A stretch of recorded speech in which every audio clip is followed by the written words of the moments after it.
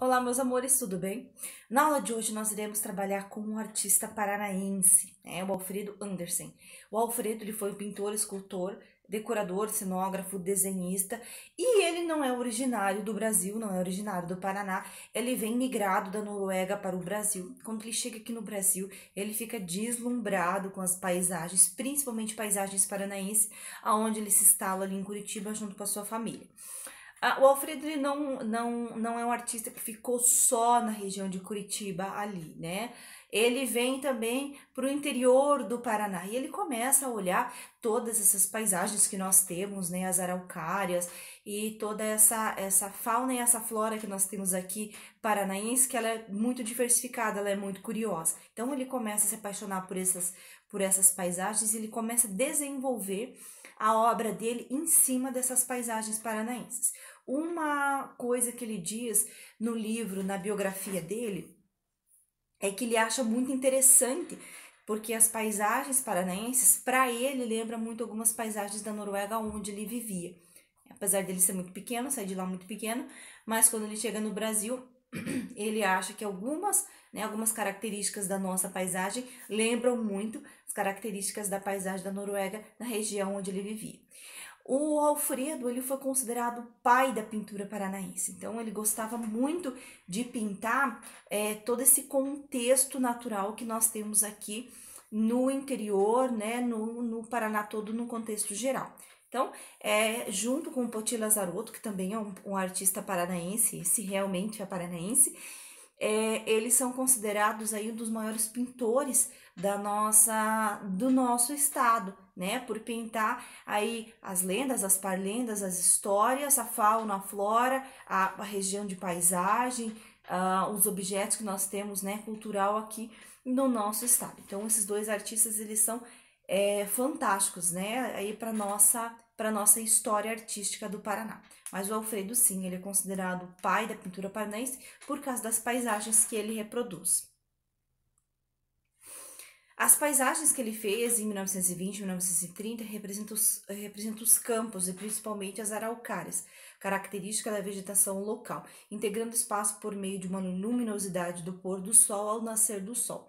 Uma característica muito importante do Alfredo e da sua obra, da composição do que ele faz, é essa mistura, né, aí de sombra, de luz e de cores. A pintura do Alfredo, ela não é uma pintura que a gente tenha uma observação que ela seja 100% igual uma fotografia, digamos assim. Ela não tem os seus traços totalmente limpos. A pintura do Alfredo, ela vai trabalhar muito ali com pequenos borrões. Então, esse tipo de obra a gente nunca pode olhar de muito pertinho. A gente precisa realmente tomar uma distância para poder observar e compor, né, ali interpretar a obra no modo geral de uma certa distância. Que é o que acontece com boa parte dos artistas quando eles pintam paisagem.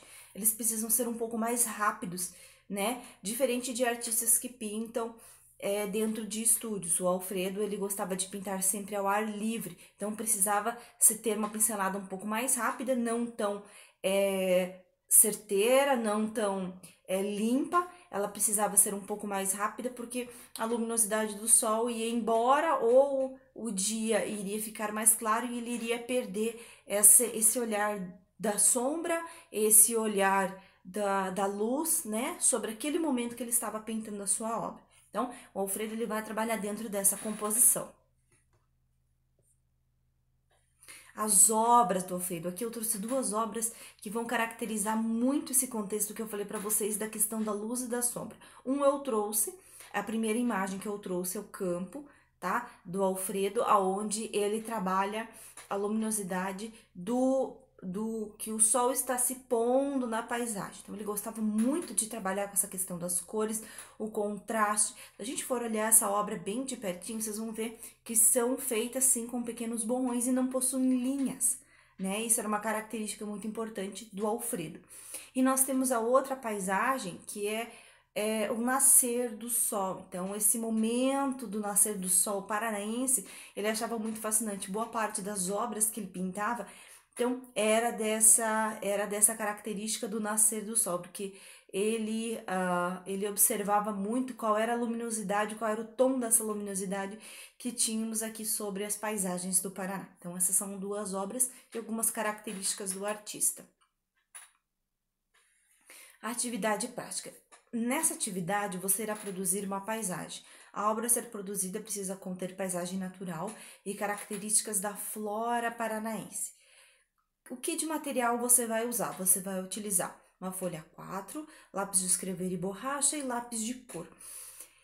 Eu vou passar aqui já por exemplo para mim poder explicar a atividade para vocês. Nessa atividade, vocês irão compor uma paisagem, tá? Ela pode conter aí casas, ela pode conter animais, ela pode conter campos abertos, mas ela precisa conter principalmente as árvores paranaenses. Então, eu trouxe aqui para vocês 4 imagens de alunos que reproduziram essas obras dentro desse contexto que eu falei para vocês. Então, ela precisa ser colorida com lápis de cor, tá? E essa paisagem precisa conter uma paisagem paranaense. Vocês podem pesquisar em livros, na internet, então procurem uma paisagem que seja interessante para vocês fazerem, tá? Então, assim, prof, da minha janela eu tenho uma paisagem muito bonita. Pode desenhá-la também, não tem problema. Não precisa ser uma paisagem pronta. Pode ser uma paisagem que você olhe da sua janela, que também é interessante a gente observar além da nossa casa, né? Então, assim, essa é a atividade de hoje. Esse vídeo vai ficar na plataforma. Qualquer dúvida, a gente está no chat. Beijo, tchau, tchau.